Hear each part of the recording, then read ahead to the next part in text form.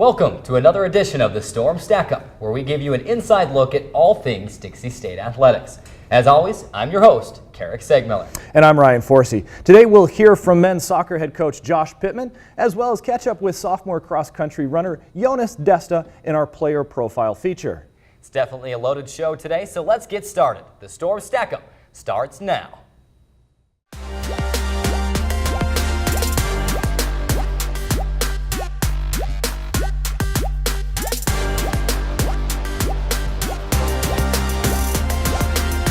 As always, we kick off the show with a look back at the last week in Dixie State athletics and our Red Storm recap. First, we hit the pitch with men's soccer. The Red Storm played host to the Sea Lions of Point Loma University on Saturday as part of a homecoming quadruple header. It didn't take long for Dixie State to find the back of the net. Sophomore defender Brian Baugh found junior defender Jason Arroyo in the box on his trademark long throw-in just 5 minutes into the game, and Arroyo buried a header to give the Storm a 1-0 lead that held up for the remainder of the game. The men's soccer team improves to 3-1-1 overall and 1-0-1 in Pac West play. We'll have more on that game and preview the upcoming California road trip later in the show when we sit down with head coach Josh Pittman. Moving on, we stay on the pitch as the women's soccer team also battled Point Loma on Saturday. The game seemed destined for a scoreless 0-0 tie at halftime, but the Sea Lions scored on a 25-yard blast with just 13 seconds remaining in the first half. Point Loma would add 2 more goals in the second half to take a 3-0 victory. With the loss, the Storm fall to 2-4 overall and 0-2 in Pac West play. The loss marks just the third time since 2008 that the women's soccer team has lost at least 4 in a row. And for this women's soccer team, they win the first 2, drop the next 4, obviously that 4-game losing skid, but they're playing against top competition like Azusa Pacific, nationally ranked. Point Loma, usually top of the Pac West as well. Yeah, these are games that are going to challenge the Red Storm. They're going to get things going and give the team an opportunity to grow. And we've seen some growing pains come up in this young team and this young squad. There are some alarming things happening, though. And talking to Coach Bingham afterwards, she's highlighted that there's going to need some changes to be made. The Red Storm are being outshot, 18-5 in that match. That's a 6-2 ratio over the course of the season, and in soccer that just cannot happen. You're not going to win many games being outshot that often. Very simply put, you've got to score more goals than the other team to win. It's a very simple concept, but indeed is the truth. To volleyball now with 2 games to discuss as Dixie State welcomed in Holy Names on Saturday for homecoming.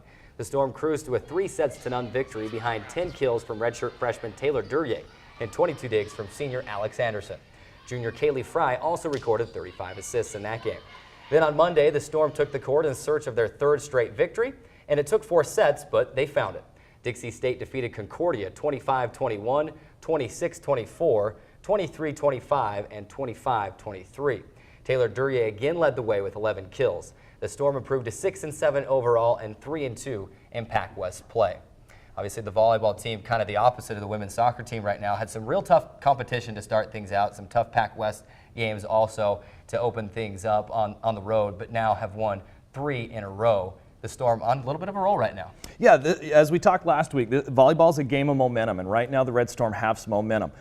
Coach Felden is really liking how this team is coming together. They're developing some chemistry.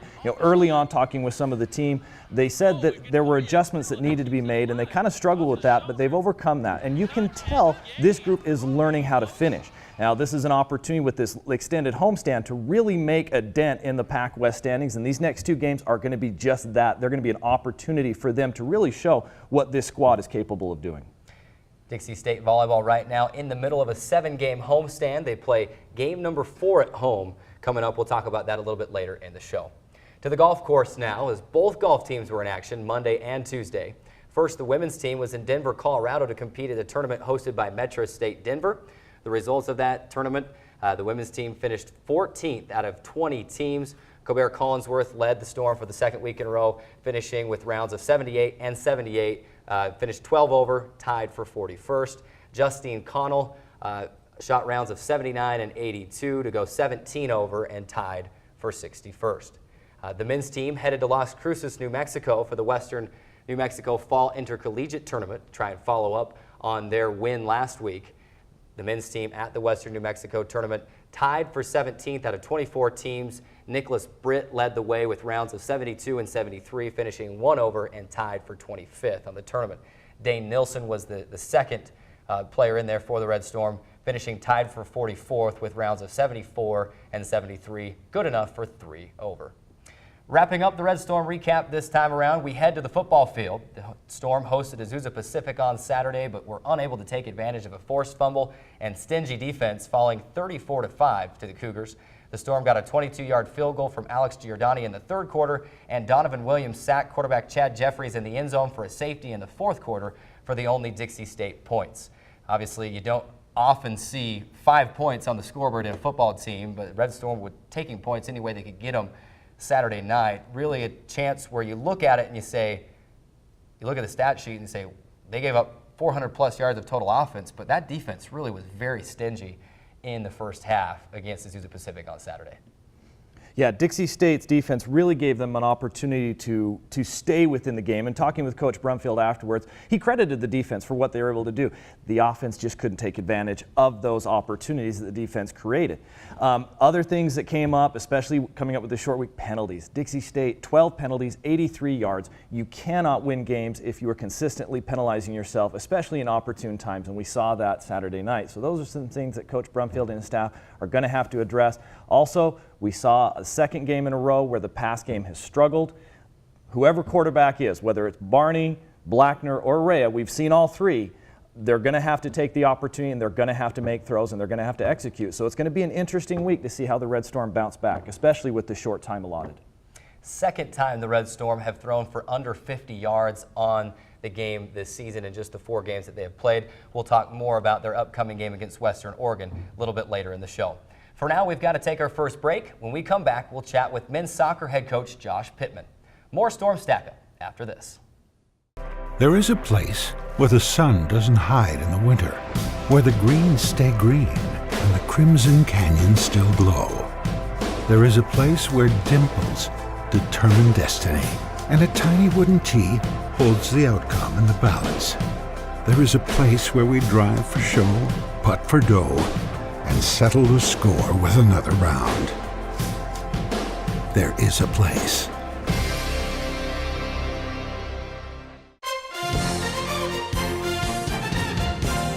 The Community Education Channel, serving Washington County for 20 years, covering DSU athletics, local high school events, city councils, the Economic Summit, Chamber of Commerce meetings, community events like Washington City Veterans Day celebration, and much more. Visit cectvutah.com for broadcast schedule and more information. There is a place where rocks bleed and nature blushes on a battlefield green with envy, where dimples determine destiny and a tiny wooden tee holds the outcome in the balance. There is a place where friends are opponents and opponents are friends, where the prize is elusive, the conquest is captivating, and the score isn't settled till the drinks are down. There is a place.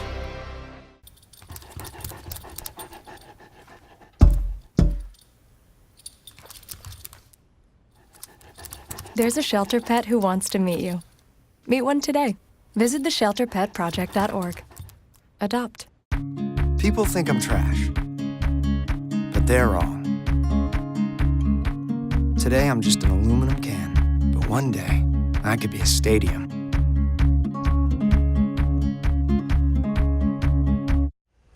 Welcome back to the Storm Stackup. Today we're pleased to have men's soccer head coach Josh Pittman join us on the show. Of course, the men's soccer team 3-1-1 overall in the season, 1-0-1 in the Pac West so far to date. Coach, appreciate you joining us here in the Storm Stackup. How are you? Doing great. Thanks for having me. It's always good to have you on the show and talk to coaches and kind of get the feel how things are going inside the athletic department. Coach, I'd like to start off with kind of a fun question before we get down to the meat of the interview. You're a soccer coach. You've played professionally. You've played in a lot of different places, coached in a lot of different places. What's been your favorite venue or stadium to play in, either coaching or playing?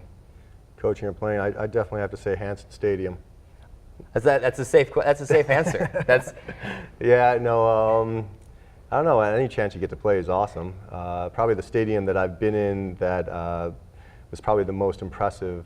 I traveled to Liverpool, England, and saw Liverpool play in Anfield, and to see that stadium and to hear the crowd sing "You Never Walk Alone" is probably one of the most impressive things you'll ever see. And that, granted, it wasn't me playing or coaching, but it was me attending a game, so that was pretty exciting. Your time here at Dixie State, just in your first year, I want to rewind just a little bit. We'll go back just not too far, just to last November. The job comes open here at Dixie State. Where were you? What were you doing? What caught your eye about the job here at Dixie State? Well, I was just finishing up with a school called Adams State University in the Rocky Mountain Athletic Conference. I was associate head coach there. My buddy Tim Busen brought me on. I was in a transition state, deciding like what I wanted to do. I worked with the Colorado Rapids and the MLS Development Academy on a short-term contract, but I felt like I was better suited for the college game, and I really wanted to get back to leading a program. And you know, when this came open, it really caught my eye for the fact that I knew Coach Ortiz very well, and the Dixie, a lot of the players in the past I recruited. I had Coach Ortiz at my soccer camp at Colorado Mesa. Mesa was one of the first teams to play against Dixie State when they started their program, and I just thought that this was a place where I could be very successful and develop a program. My brother lives in Salt Lake. My parents are in Western Colorado, so it just became a very natural fit for my wife and I. You mentioned it, but previous to coaching here at Dixie State, you were at Colorado Mesa. At Colorado Mesa, you built the program from the ground up, literally opened the program at Colorado Mesa. What did you learn through that experience that's been able to help you here at Dixie State? Everything. I can't tell you how many mistakes I made at Mesa in terms of figuring things out, but overall, I feel like the experience there was, I mean, you can't put a value on what I learned there from starting a program, like I said earlier, making all these mistakes in terms of developing it. But everything that I've learned has been extremely useful for what we're trying to do over here. Everything from my vision to the leadership skills that I've developed to player management, figuring out how to win and be successful, recruiting, I mean, office management, administrative tasks, everything. So it's a long list, but it was an incredible experience, and now I think that experience could just really speed things up in becoming a more elite program faster here. Of course, you're not building the program from the ground up here at Dixie State, but I think any time that you're in your first year somewhere, it's kind of a similar situation. How have the players taken to the new system and the new way of doing things with having you running the program? I think they've enjoyed it. You know, my style is you know, every coach has different styles, but my style is pretty simple. You know, I have a foundation for how we play, and try to keep things as organized as possible, and make things as clear for the players as I can. And I think when you do that, I think it's easier for them to grasp their roles and understand what we're trying to do. And we just keep adding one little piece at a time. And you know, I've been pretty pleased at their development. I think they've picked things up very fast. 5 games into the 2015 season, 3 wins, 8 goals scored. Fantastic start for your team this season. What's been the key to the success that they've enjoyed early on? I think the key is their organization. I think we're making it difficult for teams to play, and that becomes, and as I told the guys when I first was interviewed, that's going to be our foundation. It doesn't necessarily mean I'm a defensive coach, but if our foundation has the ability to stop the opposing team, then in the worst case, you're going to be 0-0. And now with the ability to score goals on set pieces and through the run of play, you know, now we're going to be a tough team to play against. So I think that's been probably the best in terms of what our team is doing right now. Of course, I mentioned you've been able to find the back of the net as a team 8 times. 3 of those have come on long throw-ins from a sophomore defender, Brian Baugh, and you can't expect me not to ask about that because it seems like it's becoming an occurrence in every game. When did you first realize that was a weapon that you could utilize on your team? It was sometime last winter, and or was it when I was probably reviewing film when I first got hired, but I've never had a player that had a long throw at my time at Mesa or any time when I was coaching. And to see that, I mean, it's a weapon. He's an extremely athletic player and brings a different dimension. He's a very good soccer player with the ability to do something different on the field. And when you have that, you want to take advantage of that. And so we talk about scoring one set-piece goal a game, and if we do that, we're going to win. And it's been clear that when we do score set pieces, we've been successful and we've won. And it makes teams play differently. And when you can make a team play differently and not their regular style, that's pretty important. And you know, because of that, it changes the dynamics of a game. Obviously, you can't win a soccer game without at least scoring one goal. You've got to score more goals than the opposing team, just like in any other sport. But also of important value is the goalkeeper. And Bradley Trella has been huge for your team this season. How important it is for you to be able to have the one guy that you can put in goal and depend on. Your back line can depend on to know, hey, if they get past me, I've got Brad's back there that can help me out. He's got my back. And most importantly, you're not splitting time between anybody in goal. You've got that consistent keeper. How big has that been for your team so far? It's been huge. I think the confidence the players have in him it's tremendous, and you feel it when the ball comes back. You know, I'm not jittery as a coach, wondering if the ball is going to end up in the back of the net. He's sure-handed. He makes huge saves. He manages the game pretty well, and he's been doing a great job. And the great thing is we have two other goalkeepers that I feel as confident as I do with Brad, that we can stick Ryan Brubaker in there or freshman Zach Nielsen, and I think we would be getting the same results. But Brad has definitely stepped up. He's been one of our leaders, and you know, his performance, I mean, you can't say enough about what he's done. This weekend, off to California for a 2-game trip, first at Dominican on Friday, Holy Names on Sunday. How do you make sure the success that you've enjoyed at home translates to the road with you, as this is only your second and third road games of the season? Yeah, I don't know. We'll have to see. I haven't been up to Northern California, so this is part of the fun, the challenge for me as a new coach in this conference, seeing what kind of each away game is like. You know, we're excited. I mean, we put ourselves in a nice position just off the start of the season, and we're going to try to keep that rolling. And we played two good teams. You know, they took 4 out of 6 points from us last year, so we kind of have to flip that on them this year to maintain what we're trying to do. But we're excited, and you know, it's also always a little nerve-wracking to see what another venue is like and how it's done. And I'm pretty organized and very detail-oriented when it comes down to making sure that like everything is at the right time. And because I've never gone here, I don't know, you know, I don't know what the traffic's going to be like. I don't know where we're going to get food. I mean, all that stuff. So it'll be interesting, but we're real excited. How much of a challenge is it bouncing between the surfaces, the different surfaces that you play on here at this level? Obviously, you have a turf surface at home.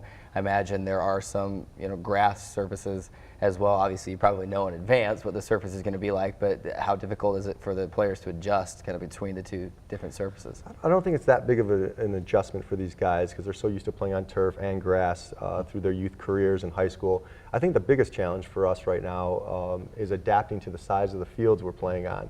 Our field is very narrow, and so that also helps in like certain things like our set pieces, but also hurts in our ability to really possess the ball enough for what we want to do. And so now I think on Friday we play on a standard field, which is about 75 yards wide, 10 yards wider than what we're normally playing on, and that becomes, you know, we're going to have to cover more ground when we defend. We have to, you know, be more sharp when we're passing, so we don't have to defend. And that might just take a few minutes of getting used to, but hopefully it won't affect us too badly. All right. Well, again, we appreciate you being here on the show with us. Best of luck on the road this weekend. Again, men's soccer on the road at Dominican on Friday, at Holy Names on Sunday. We'll have all the updates for you on DixieAthletics.com. Right now, we've got to take a break. When we come back, we take a look at all the home games coming up in the athletics department this weekend. More Storm Stackup after this.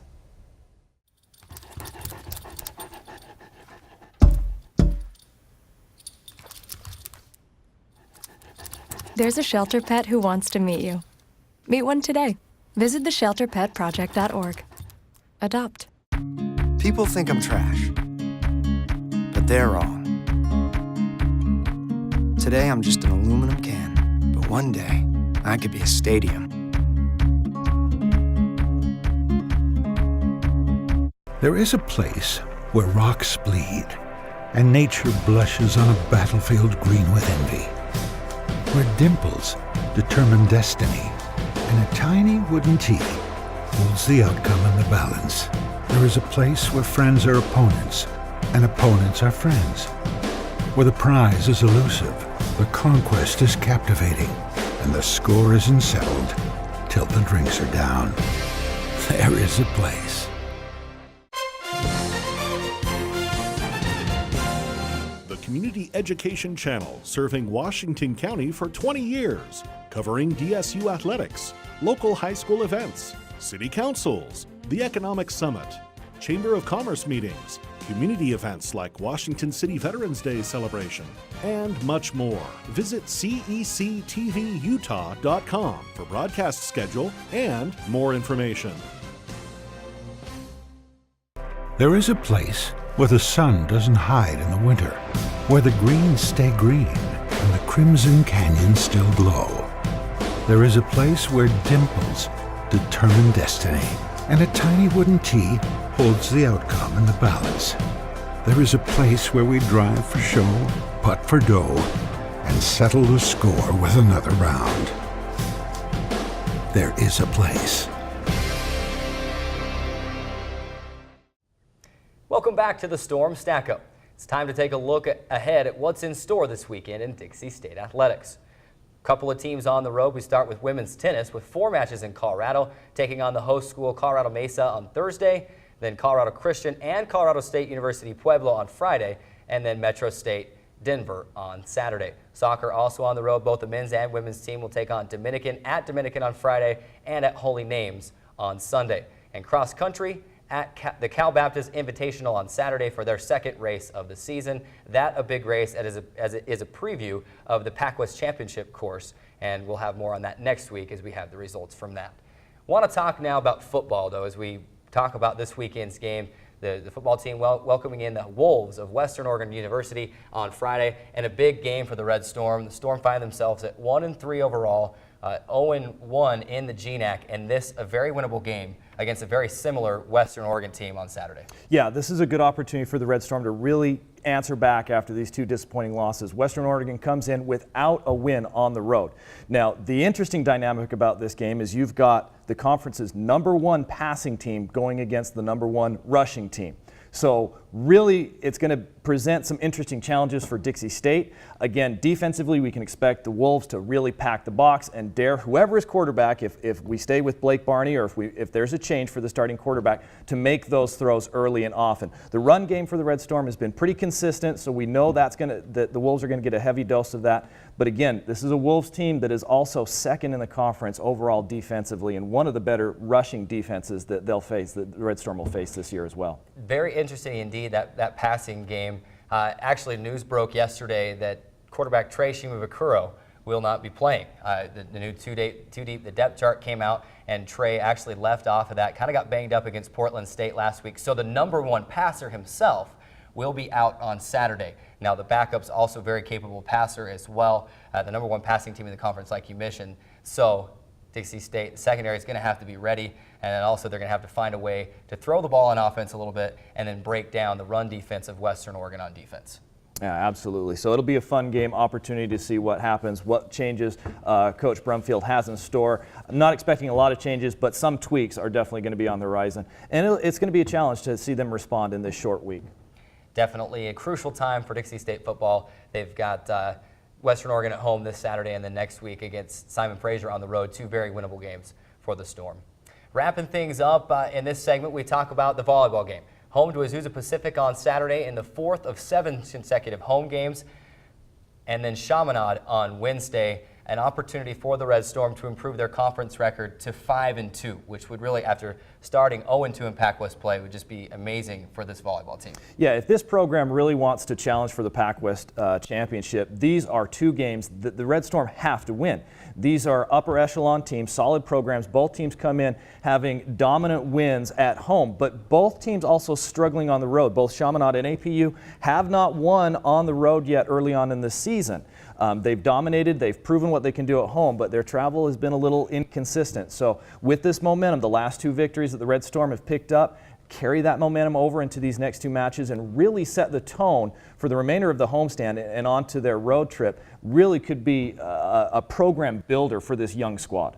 It will definitely be interesting to see who steps up in this game. It seems like Taylor Duryea, the redshirt freshman, also Delane Daniel, one of their younger players, has been big for the Storm as well. It'll be interesting to see who steps up and who takes that leadership role for the Storm on Saturday and on Wednesday. To wrap up the show today, we take a look at our player profile feature as Storm Stackup correspondent Shelby Young and Nicole Johnson caught up with cross-country runner Jonas Desta.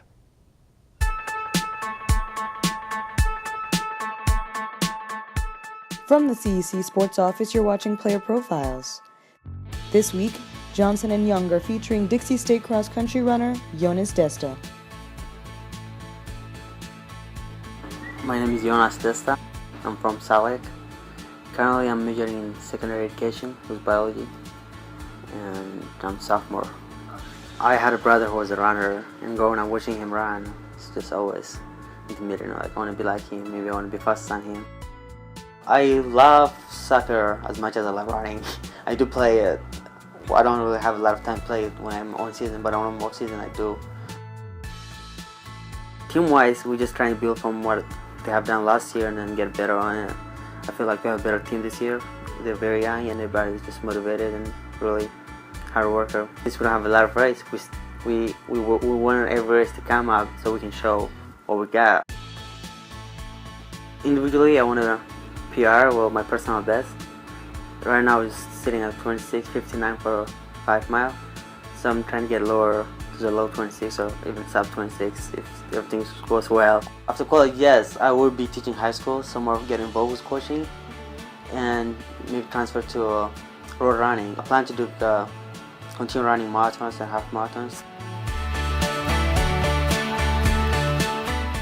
Freedom, it's like you have I don't know, you set everything away from life and it's stress-free and you just like running. It's more of a challenge and you get a lot of personal goals. And when you achieve them, that's when the fruit came out. It's like, yes, I did it.